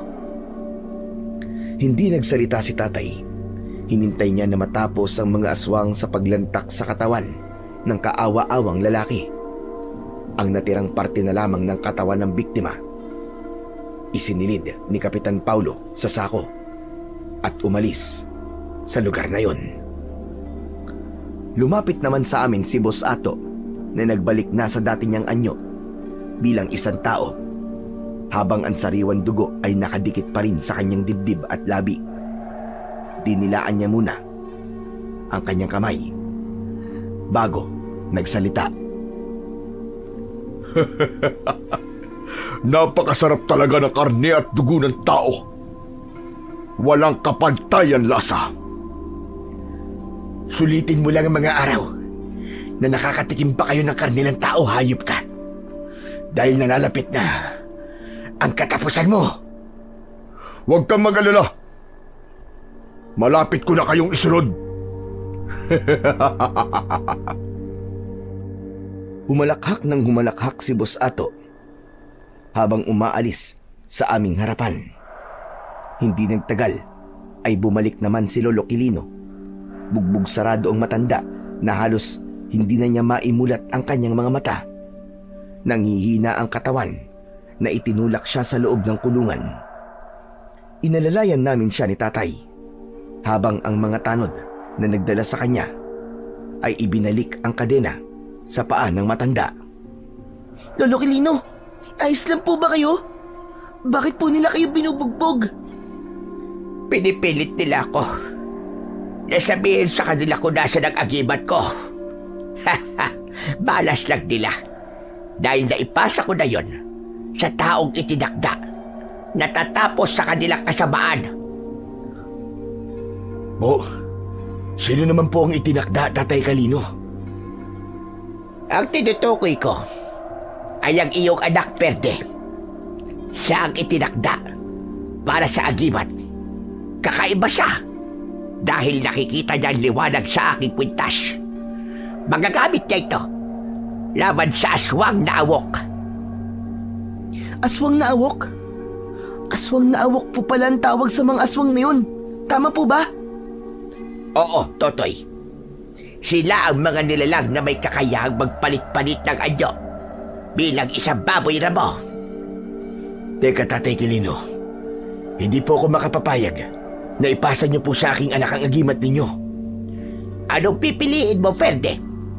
Pabayaan na mamatay ang anak mo o lalaban gamit ang agimat? Sige nga. Pero baka mas lalo po siya mapahamak dyan. Huwag kang mag-alala. Dahil magkakaroon siya ng proteksyon. Hindi siya basta-bastang masasaktan ng mga aswang. At isa pa, naisilid ko na yon sa bulsa ni Tutoy. Kung ganun, ang agimat niyo po palang nararamdaman kong umiinit sa bulsa ko. Oo, umiinit ang agimat kapag may aswang sa paligid. Pero Tatang, bakit ang anak ko? Bakit siya pa? Hindi ko rin alam kung bakit siya ang pinili ng aking agimat. Pero, paano naman po kayo, Lolo Quilino? Hindi ko na kailangan yan. Abay, matanda na ako. Wala na, pinaglipasan na ng panahon. Mahina na ang katawan. Hindi sapat ang lakas ko para protektahan pa ako ng agimat. Kaya sige na, wala nang ibang paraan. Kailangan mong tanggapin ang agimat na yan at iligtas ang lahat ng mga bihag. Kinuha ko ang agimat sa loob ng aking bulsa. Walang tigil yun sa pagliliwanag na tanging ako lamang ang nakakakita. Isinuot ko yun sa aking leeg. Lumiwanag ang aking paningin at lumakas ang aking katawan. Maya-maya pa, naglakad si Lolo Quilino papunta sa sulok ng kulungan. Saka nagpahinga. Tay, ano na pong gagawin ko? Maghintay lamang tayo, anak, ng tamang pagkakataon. Kailangan natin tumakas dito. Ililigtas din natin sina Kapitan Alvaro at ang mga tanod niya, pati na ang iba pa. Kinabukasan ay saka ko lang nakita ang buong paligid ng aming kinaroroonan. Marami ang bakanting kulungan na ayon kay Lolo Quilino ay kinain na ng mga aswang. Ano pong ginagawa nila, Lolo Quilino? Magsasagawa na sila ng ritual babayang gabi. Isang pag-aalay para sa Bulkang Taal. Teka, Bakit naman po sila magsasagawa ng ritual para sa Bulkang Taal? Dahil naniniwala si Boss Ato na kapag pumutok ang Bulkang Taal, ay makakausap na niya ang kanilang Panginoon. Mabibigyan siya ng kapangyarihan at magagawa na niyang aswang ang lahat ng mga nakatirang isda sa lawa. Ano po? Paano po mangyayari yun? Ang mga isda magiging aswang? Napaka-imposible naman po mangyari nun. Walang imposible sa itim na kapangyarihan. Diyos ko, hindi sila maaaring magtagumpay. Oo, sapagkat kapag nangyari yun, uutusan niya kanyang mga alagad na salakay ng baryo nyo at ikukulong nila ang mga tao. Hindi na siya magugutom dahil marami na siyang reserbang pagkain sa tulong ng mga isda na naging aswang. Kung ganun po, gagawin ko po ang lahat para hindi sila magtagumpay sa mga kademonyoan nila. Pagkatapos naming mag-usap, ay nagsanay ako sa pakikipaglaban. Tinuruan ako ni Lolo Quilino. Pagsapit ng hapon, dumating ang alagad ni Kapitan Paulo. Sa pilitan nila kaming kinuha at inilabas sa kulungan. Naiwan si Lolo Quilino na kampanting nakaupo sa isang sulok. Pagdating namin sa kinaroroonan ni Kapitan Paulo, nilapitan niya kami. Ito na ang pinakahihintay ko. Ang araw na papatayin ko kayong mag-ama. Bakit? Akala mo ba magtatagumpay ka? Oo naman! Magtatagumpay ako. At wala na kayong magagawa ron. Nasa mga kamay ko na ang kapalaran niyong mag-ama. Diyos lamang ang may karapatang bumawi sa buhay namin at hindi ka Diyos. Diyos? Bakit nasan siya ngayon? Hindi niya na kayo maliligtas pa. Sige lang, sulitin mo ang pagtawa mo. Dahil iiyak ka rin ng dugo. Pagsisisihan mo mga nagawa mong kasalanan. Dahil kung ilan ang taong napatay mo, yun din ang bilang ng tatanggapin mong suntok mula sa akin. Tandaan mo yan!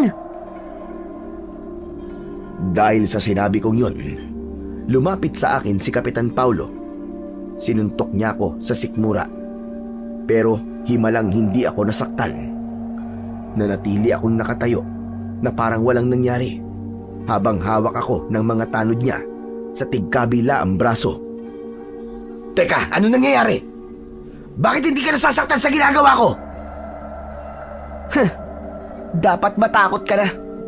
Dahil walang epekto sa akin ang kamao mo. Insulto yung para sa'yo, di ba? Inulit ni Kapitan Paulo ang pananakit niya sa akin. Ngunit hindi pa rin siya nagtagumpay. Dahil sa labis na pagtataka, inutusan niya ang mga tanod niya na pagtulungan akong bugbugin. Kaya nagkaroon ako ng pagkakataon. Inilagan ko ang kanilang mga kamao at gumanti ako sa kanila ng suntok.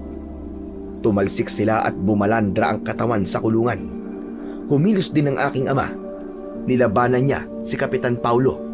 Mula naman sa hindi kalayuan sa gilid mismo ng Bulkang Taal, tuloy sa pagriritual si Boss Ato. Pero nang mapansin niya na hindi pa bumabalik si Kapitan Paulo, inutusan niya ang kanyang mga tauhan. Tignan niyo ang loob ng kuta natin. Bakit hindi pa rin sila bumabalik? Masyado na silang natatagalan. Samantala, habang nagpapambuno kami ng mga kalaban, inihanda ko ang aking tirador. Tinarget ko si Kapitan Paulo sa maselang bahagi ng kanyang katawan. Ganon din ang ginawa ko sa kanyang mga tanod. Lahat ng tamaan ko ay bumabagsak sa lupa habang namimilipit sa labis na sakit. Sinamantala ko ang pagkakataon na yon. Agad kong nilapitan ang kulungan. Pinakawalan ko silang lahat. Walang kahirap-hirap na nasira ko ang kandado. Lumabas sina Kapitan Alvaro at ang mga tanod niya. Nakipaglaban din sila sa mga pangkat ni Kapitan Paulo. Dahil sa nangyari, sabay-sabay na nagpalit ng anyo sina Kapitan Paulo at ang mga tauhan niya. Bigla silang naging aswang na awok. Umangil sila ng malakas bilang hudyat ng magaganap na labanan. Tay, kayo na pong balang magligtas kay Lolo Quilino. Sige anak, mag-iingat ka. Mabilis na tumakbo ang aking ama pabalik sa kinaroroonan ni Lolo Quilino. Ibinaling ko naman ang aking atensyon sa mga kalaban. Ngunit dumating ang mga tauhan ni Boss Ato na inutusan nito. Nagbago rin ang anyo nito. Sabay atake sa mga tanod ni Kapitan Alvaro. Biglang yumanig ang paligid. Ang malalaking bato na humaharang sa aming kinaroroonan ay nagsimulang magbagsakan. Nadaganan ng bato ang ibang aswang na awok hanggang sa mamatay. Naipit naman ang ibang mga tanod. Huwag kayo mag-alala. Ililigtas ko kayo. Gamit ang aking pambihirang lakas, binuhat ko ang bato para iligtas ang mga mababait na tanod. Ipinagpatuloy namin ang pakikipaglaban sa mga aswang na awok. Panay ang target ko ng hulin sa katawan ng mga aswang at nanlaki ang mga mata ko nang bigla silang nasunog. Umangil ng malakas si Kapitan Paulo dahil sa labis na galit. Hindi ako makakapayag na matalo mo kami! Isang batang paslit ka lang! Isang bata na mahina at walang alam! Kayang-kaya kitang tirisin! Pero tandaan mo, walang malaking nakakapuwing at ang kagaya ko na isang bata at siyang papatay sa'yo. Subukan mo! Lumaban ka! Ipakita mo sa akin ang tapang mo! Demonyo ka! Hintayin mo ang bala ng tirador ko! Lamunin mo! Ubod lakas na hinila ko ang tali ng aking tirador. Tumama ang bala nito sa muka ni Kapitan Paulo. Bumagsak siya sa lupa pero agad din na nakabangon. Gumanti siya sa akin. Humaba ang kanyang dila at napuluputan niya ako sa braso. Pero pinutol ko yun gamit ang aking mga kamay. Pagkatapos, itinutok ko sa kanyang noo ang tirador ko. Saka muling nagpakawala ng bala sa ere. Tumama yon sa pagitan ng kanyang mga mata. Kasunod ng mataas kong pagtalon at pagbagsak ko, sinuntok ko siya sa kanyang muka. Sumabay sa bawat pagsuntok ko ang walang tigil na pagyanig ng lupa. Indikasyong malapit ng pumutok ang bulkan. Ngayon, ito na ang katapusan mo, demonyo ka! Para sa lahat ng mga pinatay mo! 100 na suntok sa muka ang ginawa ko kay Kapitan Paulo. Hindi ko naramdaman ang pagod. Galit na galit akong hindi tumigil sa pag-atake sa kanya. Tumayo ako at itinutok ang tirador sa kanyang lalamunan. Nang tumama ang bala ng tirador ko sa kanyang ngalangala, nagkikikisay ang kanyang katawan hanggang sa masunog at maging abo. Hayop ka! Yan ang nararapat sa'yo! Maya-maya pa, dumating si tatay. Inalalayan niya si Lolo Quilino sa paglalakad. Hindi pa man sila nakakalapit sa akin, ay may kamao na tumama sa aking likod. Bumalandra ang katawan ko sa kulungan. Saka ko naramdaman ang sakit. Wala akong kamalay-malay na inuubos mo na pala ang mga tauhan ko. Tumayo ako at hinarap ang aswang na awok. May hawak siya na isang tridente at may apoy yun sa dulo. Biglang sumalakay ang kanyang mga alagad sa mga kasama ko. Napuno ng ingay ang paligid, kasabay ng malakas na pagsigaw ni Lolo Quilino. Lumaban kayong lahat para sa buhay ninyo! Anak, mag-iingat ka! Yumanig ulit ang paligid, kasabay ng malakas na tunog mula sa bulkang Taal. Kahit nakakaramdam ako ng hilo, matapang akong sumugod sa kinaroroonan ni Boss Ato. Panay ang pag-target ko sa kanya ng tirador. Gumanti siya sa akin gamit ang tridente, ngunit naiwasan ko yon. Sa aking pag-ikot, tinamaan ko siya ng hulin sa muka. Bumagsak siya sa lupa. Bilisan nyo! Tumakas na kayo bago pa sumabog ang bulkan! Walang makakatakas! Walang aalis! Mamamatay kayong lahat dito! Pabayaan mo na sila! Ako ang harapin mo! Umatake ng suntok si Lolo Quilino kay Boss Ato, pero hindi yun ininda ng aswang. Sa halip, sinaksak nito si Lolo Quilino na tumama naman sa braso ng matanda. Habang abala ang pinuno ng mga aswang na si Boss Ato sa pakikipaglaban kay Lolo Quilino, sinamantala ko ang pagkakataon. Tinirador ko siya. Gumuhit ang umaapoy kong holin sa ere at tumama yun sa noo ng aswang. Ganon din ang ginawa ko sa kanyang mga alagad at sabay-sabay silang bumagsak sa lupa. Nasunog ang kanilang katawan. Akmasa ng aatake ang pinuno ng mga aswang na awok. Nang yakapin ito ni Lolo Quilino. Sige na! Sige na, tumakas na kayo! Iligtas nyo lang inyong mga sarili! Ako nang bahala rito! Pero paano po kayo?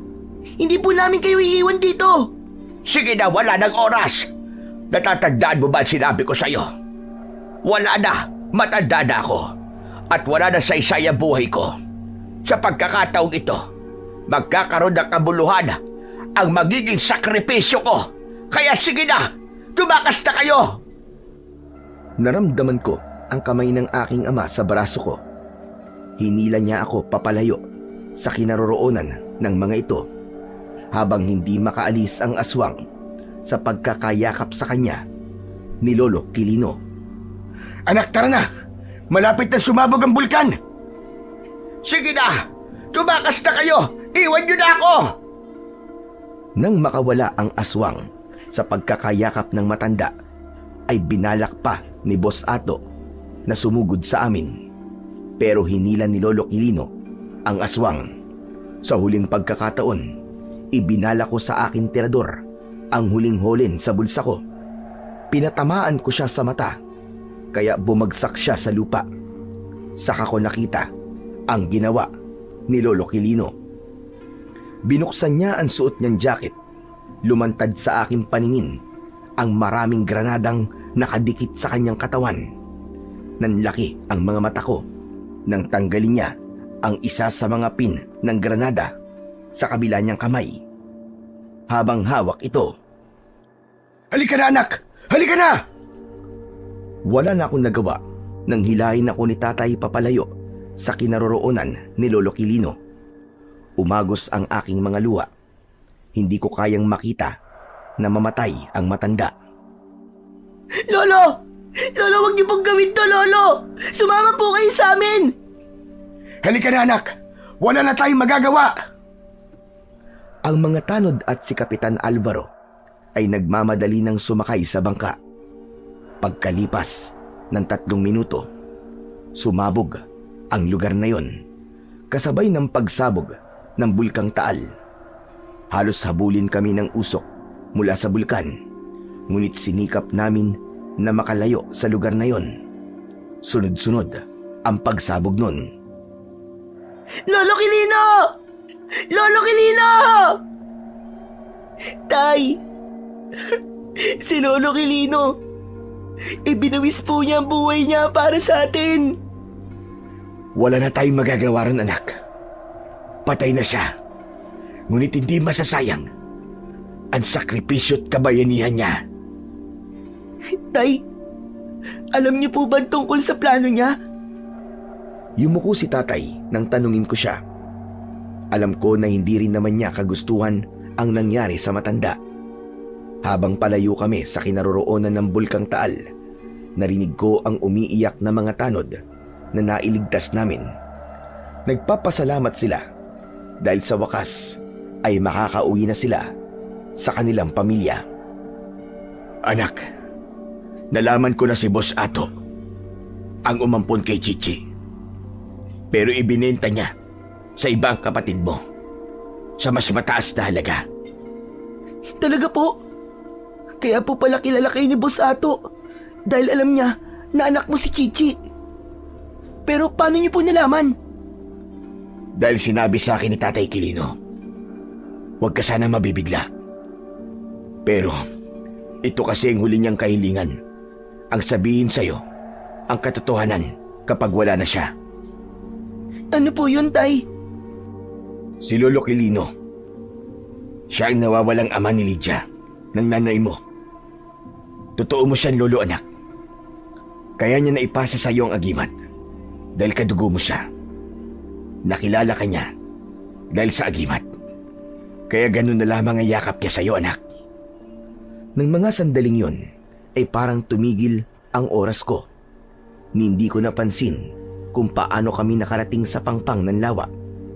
Hindi ko matanggap na hindi ko man lang nayakap ng maigpit ang lolo ko na si Lolo Quilino.